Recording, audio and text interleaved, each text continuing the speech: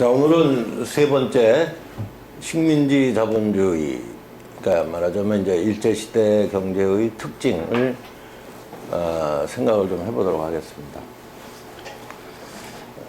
많은 소재를 다룰 수는 없고요. 오늘은 식민지 자본주의 하에서도 조선인은행이 상당수 존재합니다. 근데 이제 어떤 성격을 갖고 결과가 어떻게 되는가, 뭐 이거를 좀 한번 생각해보고, 그 다음에 이제 많은 사람들의 귀에 익숙한 것이 그 합방이 되고 나서 조선 총독부가 가장 먼저 시급한 것이 이제 조선 토지조서 사업과 조선 회사령입니다. 저 회사령에 대해서는 이제 지난 강의 때 말씀을 드렸고요. 오늘은 토지조사 사업에 대해서 한번 좀 생각을 좀 해보도록 하겠습니다. 대략 이제 이렇게 조선인은행하고 토지조사 사업 요에 대해서 좀 생각을 해보도록. 그러면은 식민지 지배하에서 몇 번을 제가 이제 말씀을 드립니다만은 상식적이지만 굉장히 중요한 국가주권이라는 말을 머릿속에 좀 염두에 두시면서 식민지해서 조선인은행 자본은 이제 과정이 어떻게 됐고 결과는 어떻게 되었을까. 이 자본주의 경제를 얘기를 할 때 자금의 회전을 매개하는 은행이 갖는 역할은 결정적으로 중요합니다. 그런 면에서 제가 오늘 소재를 은행을 좀 택했습니다.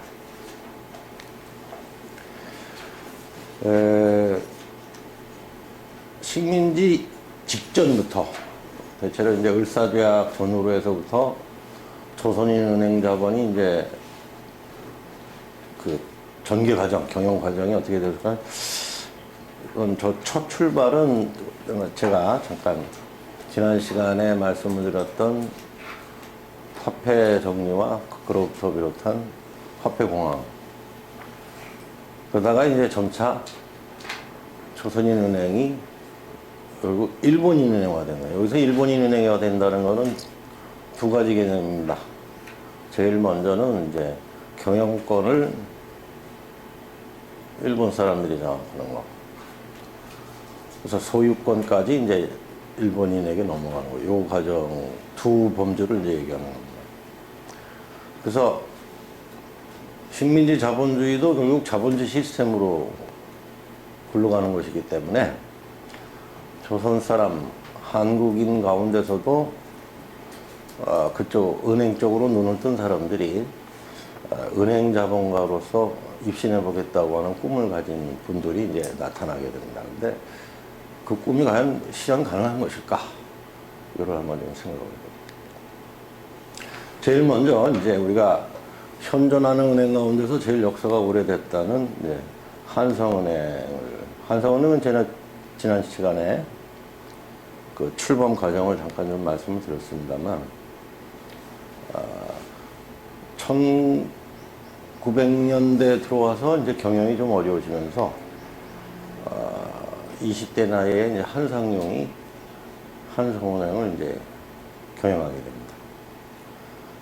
근데 이제 한상용이 경영을 맡을 때는 한성은행은 사실상 일본 제1은행의 이제 에이전트가 돼서 역할합니다. 일본 제1은행부터 자금을 받아서 사실 대리 대출을 해주는 거죠.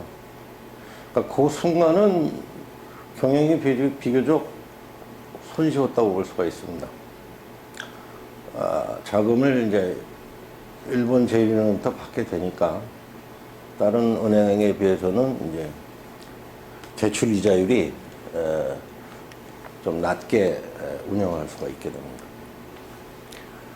근데 이 한성은행 역시 이제 화폐공황 때 부실 대출이 누적이 되면, 부실 대출이라기보다는 대출을 받은 사람들이 상환할 때 지난 시간에 말씀을 드렸죠. 신화폐를 이제 상환을 해야 되는데 신화폐가 부족하다 보니까 경우에 따라서는 요즘 말로 하면 어떻게 되죠? 충분히 상환할 능력이 있는데도 불구하고 상환을 못하게 돼서 도산하게 되는 그런 경우를 얘기를 합니다. 어쨌거나 이거는 은행 입장에서는 부실 대출이 됩니다. 이게 누적이 되다 보니까 이제 경영난에 휩싸이게 되고, 그래서 탁집으로부터 이제 자금 대여를 받고 일본 제1은행에 이제 도움을 받게 됩니다. 그래서 이를 계기로 해서 한성은행의 이제 대주주는 일본 제1은행이 되게 됩니다. 이때 탁지문은 뭐 다시다시피 통가라 있기 때문에 명의상으로는 한국 정부지만 통감에 관한 라인을 내게 됩니다. 여기 이제 사진에 나오는 분이 한상영 씨인데, 우리가 이제 일제시대 때 대표적인 뭐 은행 경영가 하면은 이제 한상영을 빼놓을 수가 없습니다. 대단히 이제 머리가 명석한 분이고, 다만 이제 그 의식적으로는 그 양반이 가지고 있는 의식으로 보면은 요즘에 이제 그런 말이 유행한데 뼛속 깊이 어떻게 된다. 뼛속 깊이 이제 일본화되려고 했던 그런 분인데, 그런 분도 나중에 말씀드리겠습니다만 경영권을 유지하지는 못했다. 그 다음에 이제 또 하나 예를 들 수 있는 게 이제 그 대한천일은행입니다. 대한천일은행 역시 화폐공황 때 이제 일시 휴업을 하게 됩니다. 그래서 이거 대한천일은행 역시 탁지부 대학원 이때 이제 그 윗기관에서 상부기관에서 아래기관에 빌려주는 거를 아래로 빌려준다 해서 대하금 이렇게 표현을 당시 용어는 그렇게 쓰더군요. 그래서 무려 납입자본의 4.7배나 되는 탁지부 대학원을 받으면 뭐 당연히 그렇게 되니까 어떻게 되죠? 통감에 통제를 받는 은행이 됩니다. 결국은 대한천일은행이 대한제국 때 세워진 이제 대표적인 은행이 한성은행하고 대한천일은행인데, 한성은행은 그래도 하여튼 명의상으로는 한성은행이 경영권을 이제 쥐고 있었다면, 대한천일은행은 일찌감치 일본인은행이 됩니다. 1909년 합방 직전에 되면은 통감부가 이제 최대 주주가 됩니다. 이것이 합병이 되면은 조선 총독이 이제 최대 주주가 되는 거예요. 그러니까 일본인은행이죠. 경영권도 일본인이 잡고 소유권도 일본이 쥐고 있는 거예요. 대한천일은행이 이제 다 아시다시피 이름이 이제 대한제국 그걸 상징해서 1911년에 이제 조선상업은행으로 개척이 됩니다. 조선상업은행이라는 명칭도 역시 그 해방 후 쭉 유지가 됩니다. 물론 이제 그 조선상업은행이 되면서는 실권이 없는 조선 사람들이 뭐 가끔 조선상업은행의 두치나 중용이 되기는 하지만은 경영권은 이제 일본 사람들이 이렇게 이제 그러니까 대한천일은행이 제일 먼저 합방되기 이전에 이제 일본인은행으로 정리가 됩니다. 근데 이거는 이제 이후 조선인은행들이 합방 이후에도 이제 곳곳에서 설립이 되는데 그 귀결점이 어떻게 될까 하는 거를 이미 합방이 되기 전에 이제 상징적으로 보여주는 사례라고 볼 수가 있습니다. 그다음에 이제 한일은행의 경우를 줄 수가 있어요. 한일은행은 을사조약 이후에 이제 1906년에 자본금 15만 원으로 세워집니다. 다 아시다시피 이제 이 무렵이 이제 조선 상인들이 화폐공황을 계기로 해서 대거 도산된 이유이기 때문에 이 조선 사람들끼리 이 당시 경성상업회에서는 그래도 조선 상인들이 이제 주도를 했었기 때문에 상인들이 이제 말하자면 거상들이 자구책으로 자신들의 은행이 필요하다 해서 이제 만든 은행입니다. 그래서 고상이죠. 조병택이 이제 두치를 하면서 이제 영업을 시작을 합니다. 초기에는 비교적 순조로웠습니다. 여기는 이제 이따가 다시 말씀을 드리겠습니다만, 여기 이제 곧바로 경영난이 이제 부딪히게 되면서, 경영권이 이제 조병택에서 이제 계속 바뀌게 됩니다. 자, 그러면은, 그럼 은행하고 국가의 관계를 한번 좀 생각을 좀 해볼 필요가 있습니다. 여기 사진에, 이제, 요 사진을 보시면, 요게 뻐꾸기입니다. 뻐꾸기 새끼인데, 이게 이제, 이 새는 지 새끼를 키우는 줄 알았는데, 집 어미보다 몸집이 몇 배나 큰 새끼가 돼가지고, 그럼에도 불구하고 지 새끼인 줄 알고 열심히 이제 먹여줍니다. 이게 무슨 관계냐면은,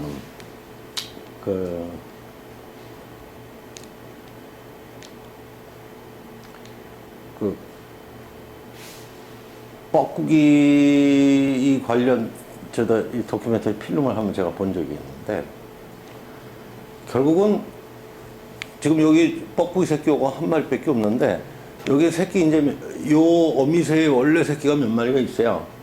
그러니까 이놈이 덩치가 커가면서 이 모김치가 다 받아 먹어야 되니까, 정작 어미의 진짜 새끼들은 너무 밑으로 땅으로 떨어뜨립니다. 다 죽여요.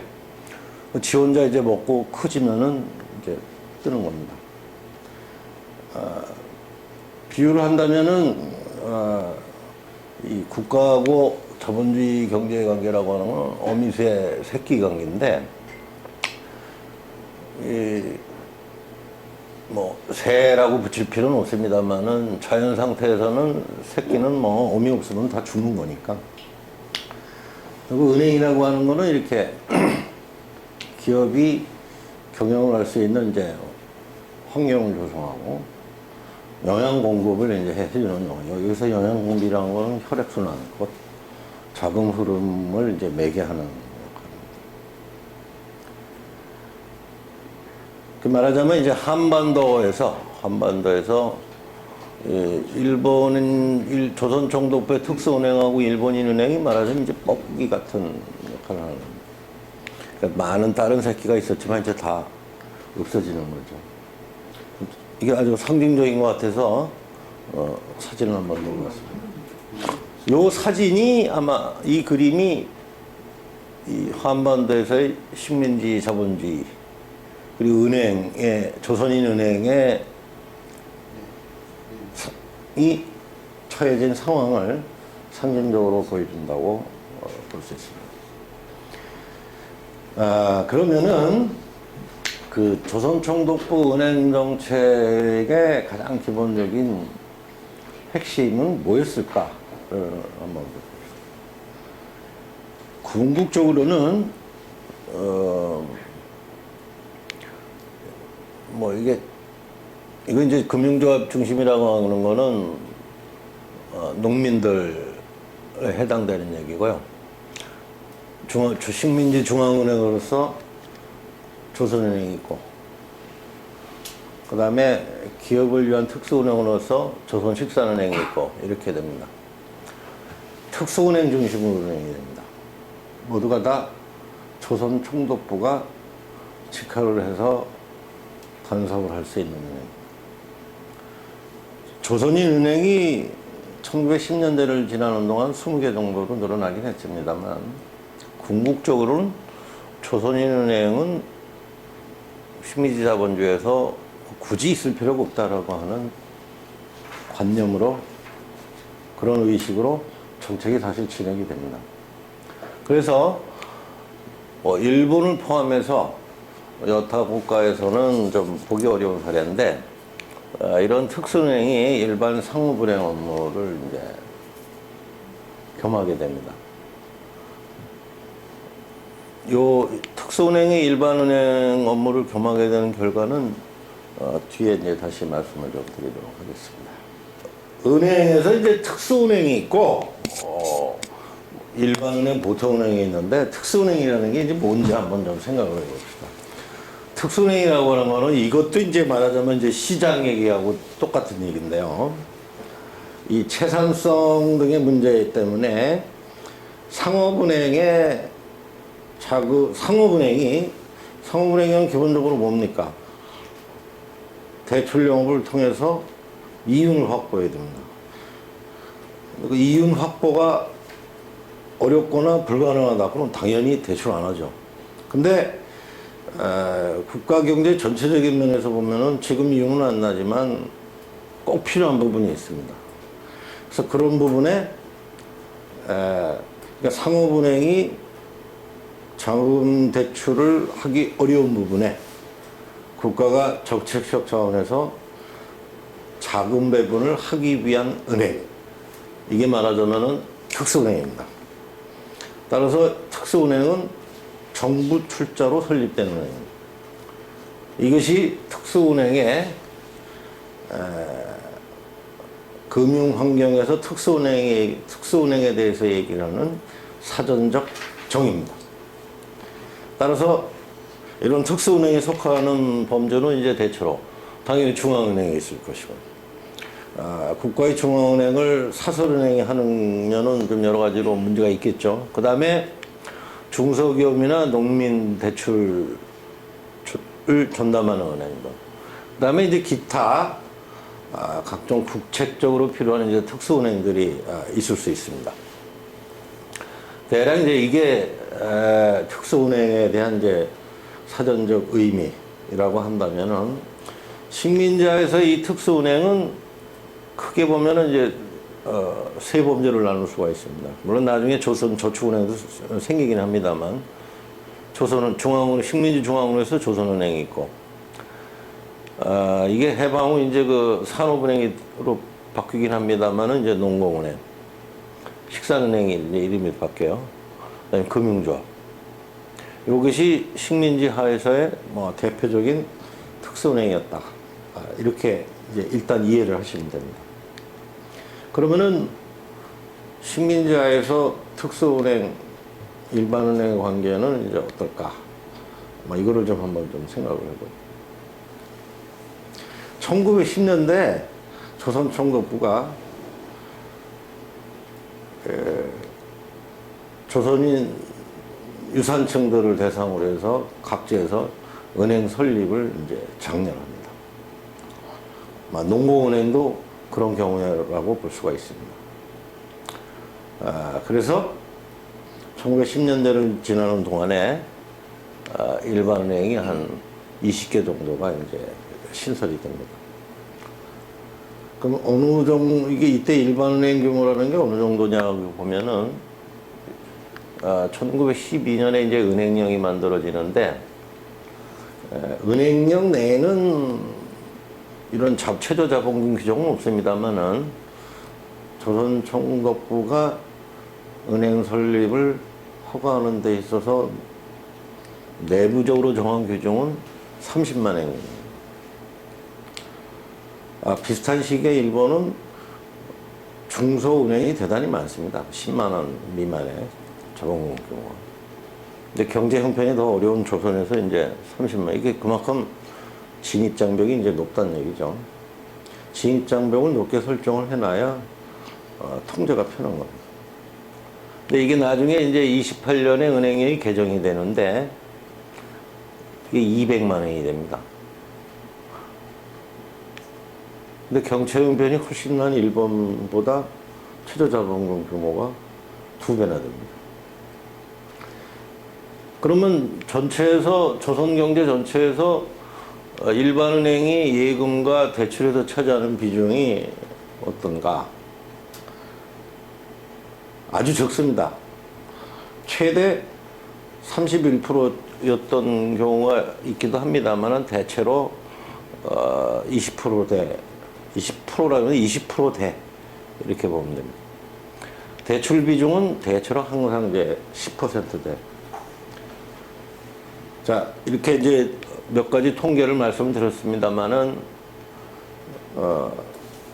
일반은행이 은행 시장에서 영업 비중이 상당히 적다는 것을 이제 알 수가 있을 겁니다. 근데 반면에 일본에서는 비슷한 시기에 일본은행 수가 뭐 가장 많았을 때가 이런 정도 숫자가 됩니다. 이거 31년은 이제 대공황을 맞고 나서 일본에서의 은행도 이제 부실한 경우가 많아서 정리되는 경우가 이제 많아서 그렇긴 합니다만 우선 이 숫자 자체가 조선에서의 은행 상황하고는 비교가 안 된다는 거를 숫자로 여러분들이 아실 수가 있을 겁니다.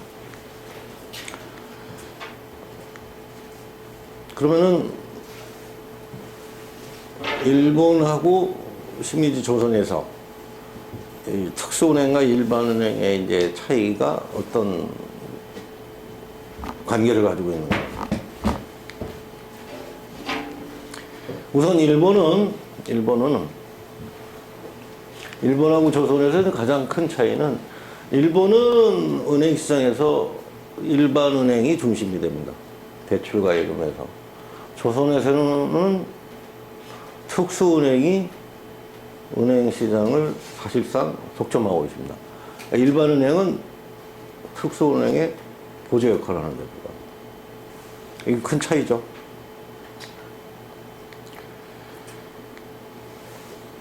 이것도 이제 제가 지난 강의 때 말씀을 드렸는데, 일본 제1은행이 사설은행이지만,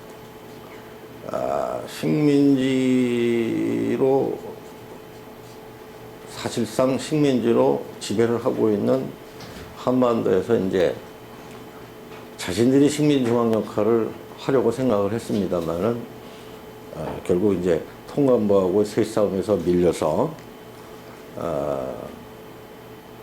1909년에 세워진 한국은행에 일본 제1은행의 영업과 인력이 이제 한국은행으로 인수가 되긴 합니다만은,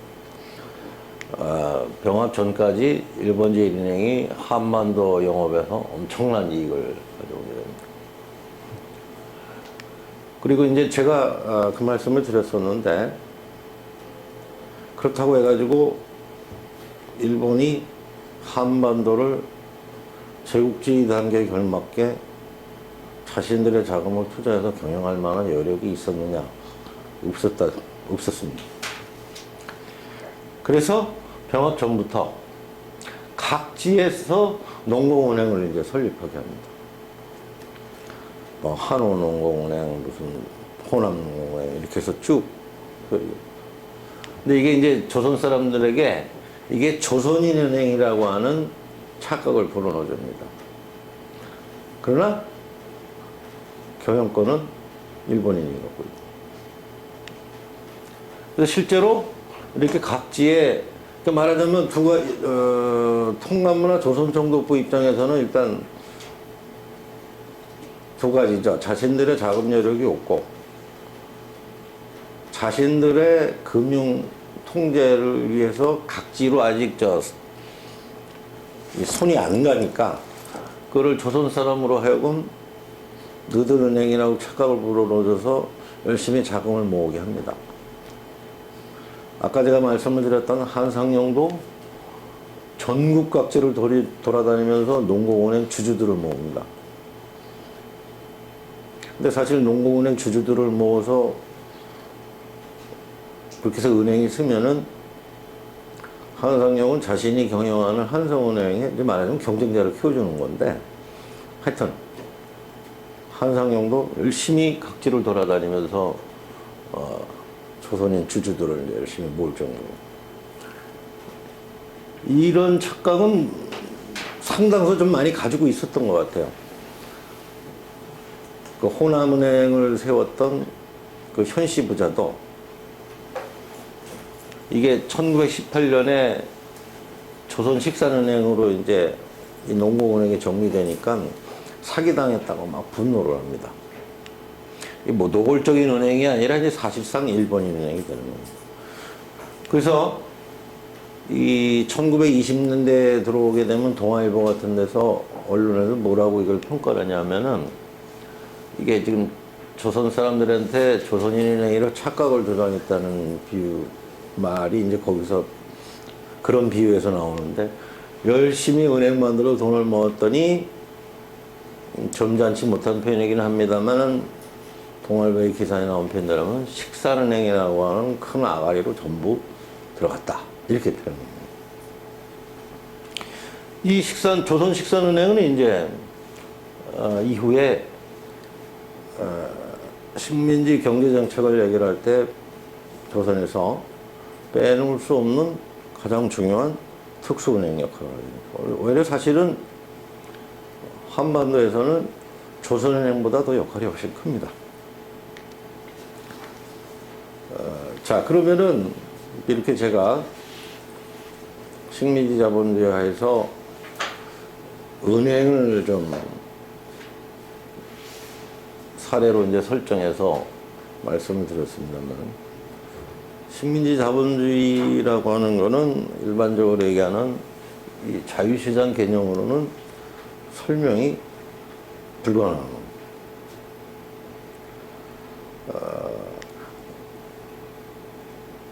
아주 친일적인 성향이 농후한 사람이나 귀족들도 은행을 소유하거나 경영하는 것은 궁극적으로 식민지 하에서는 불가능했습니다. 대체로 조선인은행이 일본인 은행화하는 방식은 이런 경우입니다. 예를 들어서 이제 화폐 정리할 때 이제 전황 때문에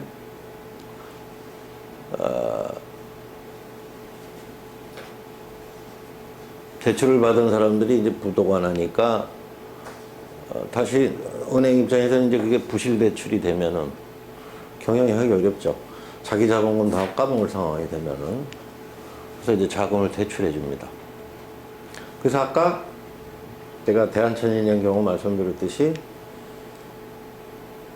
통감부가 삭지부를 동원해서 자금을 대여해 주고 통감부나 합방원의 조선총독이 대주주가 돼서 그런 방식이 있게 됩니다. 그 다음에 1920년대 들어오게 되면은 1920년, 아까 이제 10년대는 열심히 각지의 이제 조선 사람들한테 농공은행 사례를 예를 들었듯이 열심히 은행 설립을 하게 합니다. 농공은행뿐만이 아니라 일반은행도 마찬가지입니다. 근데 이제 20년대를 넘어가게 되면은 20년대라는 게 뭡니까? 1차 대전이 끝나고 나서 20년대는 사실은 만성적인 공황이 이제 쭉 지속되던 시점입니다. 그러다가 이제 29년에 대공황을 맞게 되는 거죠. 그래서 전후공황이라는 표현을 씁니다. 일본에서는 그걸 소화공황이라고 이제 표현하기도 합니다. 그러면 그럴 때마다 늘 은행은 오늘날도 마찬가지입니다. 늘 은행은 시시때때로 유동성 위기에 이제 봉착을 하게 됩니다. 유동성 위기가 일시적인 거냐, 아주 경영의 근본적인 거냐, 그거는 질적인 내용은 상황 따라 좀 틀리긴 합니다만은 그런 유동성 위기를 이제 봉착을 하게 되는데 대체로 20년대 넘어가게 되면은 유동성 위기는 곧 경영권 박탈로 이어집니다. 그러니까 조선은행에 근무하던 일본 사람들이 이제 조선은행에 이제 중역으로 들어와서 실질적으로 경영권을 이제 장악하게 됩니다. 30년대가 넘어가게 되면은 아주 경영이 견실했던 은행도 병합이 됩니다. 그러니까 이런 상황에서는 식민지 자본주의라고 하는 건 자유시장 개념으로 이제 설명이 어렵다는 거. 사실 우리가 해방 이후에도 자유시장으로 대기업들의 성장 과정을 설명할 수 없어요. 가장 비근한 예로 80년대 들어오게 되면 국제그룹이 이제 말하자면 붕괴가 되는데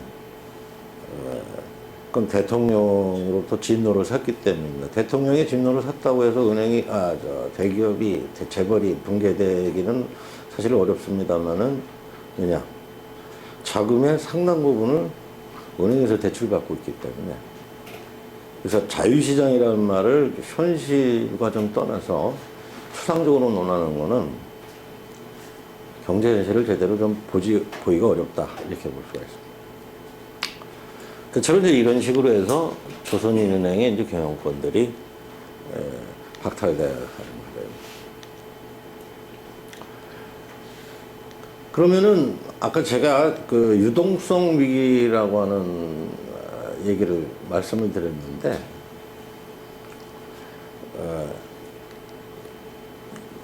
제가 이제 여기 국민국가하고 이제 식민지 이렇게 표현을 했는데 조금 부자연스럽겠습니다만은 사전적 의미를 보면 우리가 일제 지배를 받았을 때는 국가가 없는 식민지였고, 일본이나 유럽 같은 나라의 국가는 뭐 국민국가다 이렇게 규정을 할 수가 있겠습니다.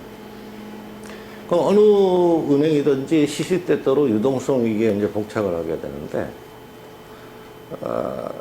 아까 말씀드렸듯이 그것이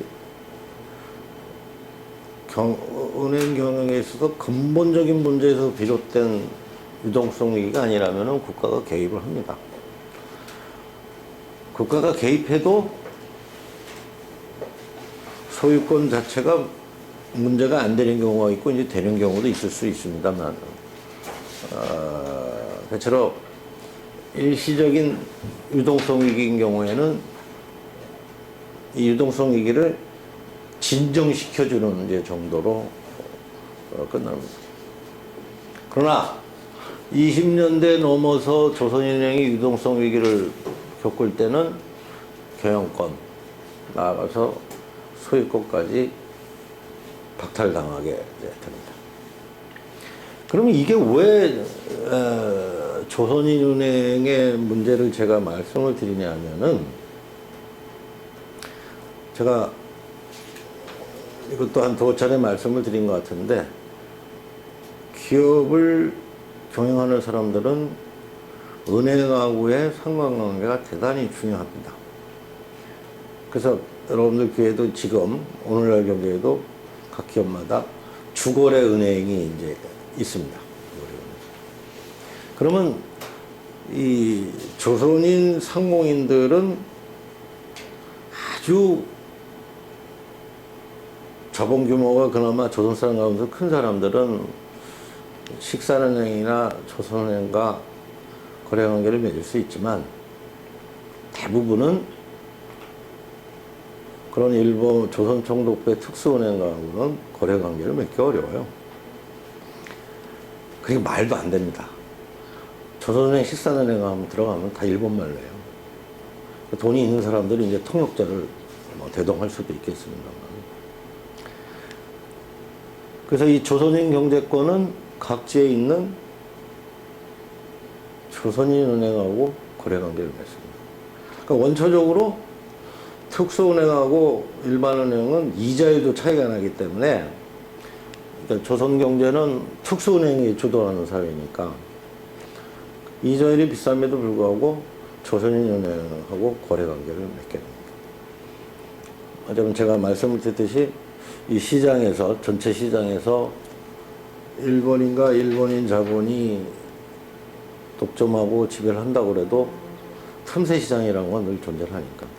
하지만 전체 금융시장에서 조선인은행은 비율을 한다면 이제 틈새 시장에서 존재하는 건데, 이런 식으로 경영권 소유권까지 박탈되게 되면 이제 이게 조선인 경제권의 위기로 이어지게 됩니다. 이거는 조선인 기업가들의 이해관계를 가장 충실하게 이제 반영했던 당시 조선일보나 동아일보의 기사 내용들을 보면, 전국 각지에서 이렇게 조선인은행들이 하나둘 조선은행으로부터 파견된 중역들이 경영권을 장악하게 되는 것에 대해서 늘 아주 심한 경우에는 분노가까지 표출을 합니다. 이래가지고서야 어떻게 조선인 경제권이 살 수 있단 말이냐고 이제 분노를 표시를 합니다. 자, 여기 사진은 이제 남대문 근처죠, 숭례문. 그 남대문에서 그 남산으로 이어지는 그 여기 이제 뭐죠? 오늘날로 보면은 충무로, 명동, 일제시대 때 이제 혼맛지로 불리던 맞으면 중심 지역입니다.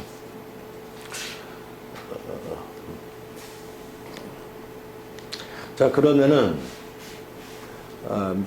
지금부터는 몇 가지 사례를 가지고 그 조선인 은행가를 꿈꿨던 몇 사람의 사례를 한번 얘기를 들어보도록 하겠습니다. 제일 먼저 들 수 있는 사람이 이제 한상용입니다. 한상용은 1903년에 한성은행에 이제 경영권을 장악하고 통감이나 조선총독하고 아주 밀접한 관계를 맺습니다. 심지어는 합방이 되고 나서 1911년에 무려 10배나 되는 증자를 합니다. 이게 뭐 제가 누누이 말씀드렸습니다만 일반적인 시장 논리에 따르면은 이런 거는 불가능하죠. 한 번에 10배를. 근데 이게 이제 자구머니 뭐냐면은 조선 총독부가 은사공채를 이제 합방하는데 공이 컸던 이 귀족들이죠. 귀족이라고 표현합니다. 조선 귀족. 은사공채를 이제 배포를 하게 되는데 그 은사공채를 상당 부분 흡수를 해가지고 요걸 자구먼을 했기 때문에 이제 10배 증자가 가능한 겁니다. 이건 당연히 조선 총독의 허가나 배려가 없으면 불가능한 겁니다. 그래서 이 은사공채를 흡수했기 때문에 3.1운동이 일어날 당시에는 한성은행을 귀족은행이라고 이렇게 불렀어요. 귀족은행. 그래서 이제 모라토리엄 현상이 일어나는 거예요. 모라토리엄이라는 건 뭐죠? 한꺼번에 예금한 것에 대해서 다시 상환을 이제 상환이라는 걸 뭐라 그러죠? 찾아가게 되니까 은행이 일시적으로 영업 대출 상환 중지를 하게 되는 거예요. 그게 이제 모라토리엄입니다. 근데 이게 3.1운동 때까지는 그 위기를 비교적 넘어가요.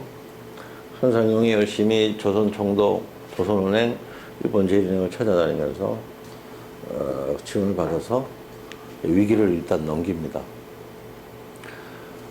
그래서 1921년에 다시 이제 2배 증자를 합니다. 600만 원. 그래서 조선인 은행으로서는 처음으로 일본의 도쿄하고 오사카에 지점까지 개설을 합니다. 한상용의 한성은행 경영, 말하자면 이제 승승장구를 하는 겁니다. 이 도쿄에서 도쿄 지점 개설할 때는 일본의 수상 내각 사람들까지 전부 와가지고 축하 발언하고 그럴 정도였습니다. 아마 한상용의 입장에서는 이렇게 승승장구할 수 있다고 생각을 했던 것 같아요. 그러나 거기까지입니다.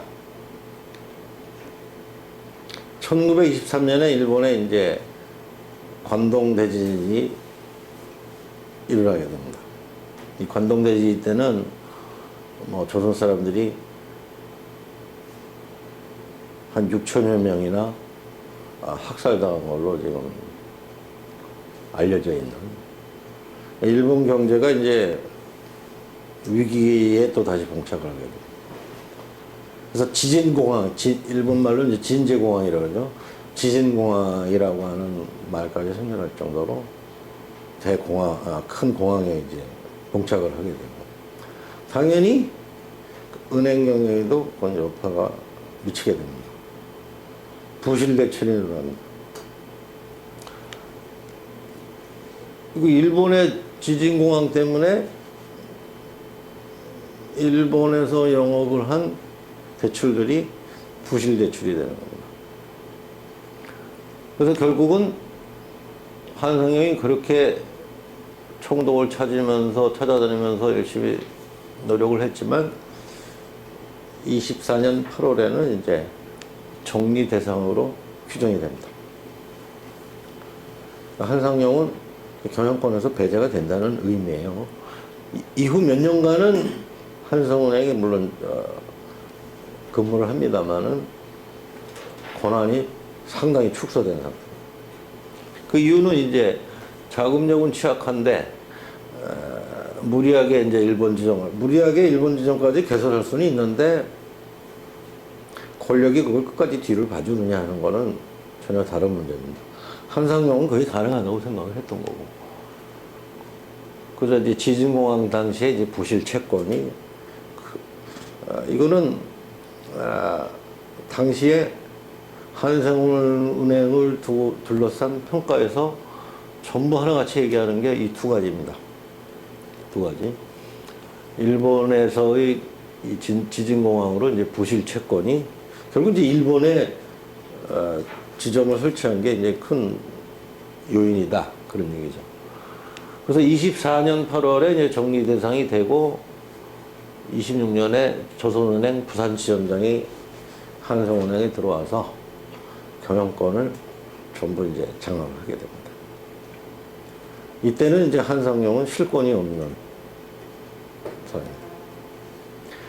근데 27년을 전후로 해서 이제 일본 경제가 계속 침체가 되고 금융공황이 결국은 1928년에 3월에 조선식산은행의 자회사가 됩니다. 명백하게 이제 일본인은행이 되는 겁니다. 그러니까 이미 먼저 합방 이전에 일본인은행이 된 대한천인은행, 그게 조선상업은행이 된다고 그랬죠? 28년에 일본인은행이 된 한성은행, 식산은행의 자회사가 됐죠. 그래서 이후 한반도에 있는 일반은행의 통합은 이 조선상업은행하고 한성은행 중심으로 이어집니다. 애초에 시원은 다 조선인은행에 출발을 했지만 일본인은행으로 귀결이 됩니다. 또 한 사람의 이제 사례로 이 호남은행의 사례를 들 수가 있습니다. 이 호남의 이제 대부호가 현준호죠. 1910년대 조선은행 신설 붐이 일어날 때 이제 이 막차를 탄 겁니다. 20년에 150만 원으로 설립을 합니다. 대체적으로 보면은 지금 호남은행의 경영은 견실했던 걸로 평가를 받습니다. 부실 채권이라든지 유동성 문제도 최소화하고. 뭐 그렇게 되니까 어떻게 되죠? 이 경영 자체만으로 놓고 보면은 자금 회전상으로 보면은 조선총독부나 조선은행으로부터 간섭을 받을 소지가 순수한 경영적인 측면에서는 적다는 얘기입니다. 뭐 현준호 씨는 지금 친일인명사전에도 이제 올라가 있습니다. 그래서 전라남도 평의회에서 이제 도 근거로 도평구에서 이제 도회죠, 도회. 지정을 받았는데 물론 이제 이때 지방 회의에서 의결된 거는 언제든지 총독이 부정할 수가 있습니다. 이걸 이제 총독이 거부를. 배당률도 비교적 높았던 것 같아요. 그러니까 좀 안정적으로 경영이 유지가 됐다는 얘기죠. 그러니까 동일은행이 합병될 때까지 조선은행으로부터 자금이나 경영이 종속된 경우가 없었습니다. 그러나 동일은행에 합병이 됩니다. 이 현준호 씨는 해방 후에도 경영을 하다가 한국전쟁 될 때 돌아가신 분입니다. 지금 현대아산 회장인 그 현 회장님의 할아버지가 되는 겁니다. 그 다음에 이제 그 해동은행의 경우를 볼 수가 있는데, 해동은행도 이거 1920년에 이제 귀족이었던 민철운이 이제 설립을 합니다. 근데 계속 이제 그 경영진들끼리 다툼이 벌어져서 27년에 이제 삼양사 경성방직으로 유명한 이제 김현수 씨가 이제 인수를 하게 됩니다. 김현수가 해동은행을 인수할 때는 이건 뭐 당시 조선경제에서는 둘째가라면 서러울 큰 경영인이었기 때문에 괜히 심심해서 은행을 인수하진 않았겠죠. 대단히 규모가 큰 은행을 좀 경영해 보겠다는 생각을 했었을 겁니다. 결국은 38년에 김현수도 은행 경영에서 손을 텄니다. 그 다음에 이제 그 또 하나 사례를 들 수 있는 게 이 호서은행의 경우를 볼 수가 있어요. 호서은행은 이제 1910년대에 그 충청도 지방을 이제 배후지로 해서 그 이제 충남 지역 대지주들이 이제 모아서 세운 은행입니다. 그래도 저 호응이 많아가지고 설립된 지 불과 8년 만에 자본금을 200만 원으로까지 이제 확대를 합니다. 31년에 한일은행이 합병될 때까지는 작은 기관과 경영실적 여기도 비교적 좀 우수했습니다. 근데 이제 1929년에 사고가 터지는데, 뭐 한마디로 정리를 하면은 조선총독부가 독립운동 자금을 대출했다고 하는 혐의를 받게 됩니다. 이 시기에는 정치적 위기는 곧 경영 위기로 직결됩니다. 그래서 31년에 한일은행에 합병이 됩니다. 이 당시의 한일은행은 아직 민대식이 경영권을 갖고 있었던 은행이긴 합니다만은, 그런 은행에 합병이 된다는 것은 은행으로서 이제 독자적 경영권은 없어진다는 얘기입니다. 그래서 이것도 당시 신문을 보면 반대 얘기가 많아요. 이걸 자꾸 지방은행의 특수성을 감안하지 않고 서울 경성에 있는 은행에 합병해버리면은 어떻게 된다? 지방 경제는 죽는다. 그러니까 지방에 있었던 조선 경제인들의 목소리를 이제 일정하게 반영을 하는 거죠. 한일은행은 이제 아까 화폐공황 이후에 조선인 거상들이 중심이 돼서 이제 만든 은행이라고 그랬는데, 합방이 되고 나서 뭐 비교적 경영이 순탄하게 가다가 경영권 다툼이 일어납니다. 그래서 이제 이거는 이제 말하자면 뭐 이게 은행을 경영하는 사람들이 이제 뭐죠? 그 도덕성하고 연결이 되는 건데, 자기한 경영 책임자가 자기하고 이제 직결되는 부분에 이제 은행에서 대출을 함으로써 대출이 부실화되는 경우가 있죠. 그래서 백인기가 이제 경영권을 장악하다가, 백인기 역시 이제 자신으로 인한 부실 대출 사건이 일어나서 민영이 민대식으로 경영권이 이제 넘어가게 됩니다. 뭐 이 민영이 민대식은 또 다들 아시다시피 뭐 일제 시대에 대표적인 부호를 상징합니다. 그래서 아까 말씀드렸던 호서은행을 합병을 해서 이름을 동일은행으로 이제 바꿉니다. 요 한일은행의 한자는 이거 대한할 때 한자입니다. 이게 총독부가 이거 쓰지 말라 그래서 동력동자로 바꿉니다. 그래서 글자가 좀 바뀌어요. 한에서 동으로. 뭐 이런 것도 뭐 은행 명칭에 불과하긴 합니다만 당시에 이제 상황을 얘기를 해주겠다. 그러나 이 동일은행도 부실대출이 이제 누적이 되면서 33년에 조선은행 출신 최초역이 들어와서 경영권을 장악합니다. 민대식이 이에 대해서 좀 불만을 많이 토로해요.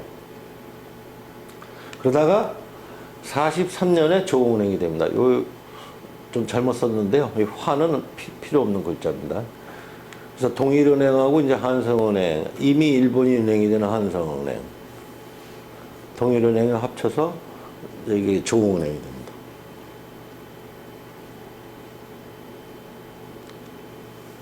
자, 그러면 결론을 좀 맺으면 식민지에서 조선인은행은 어떻게 되었을까? 이 세 가지로 정리를 할 수가 있습니다.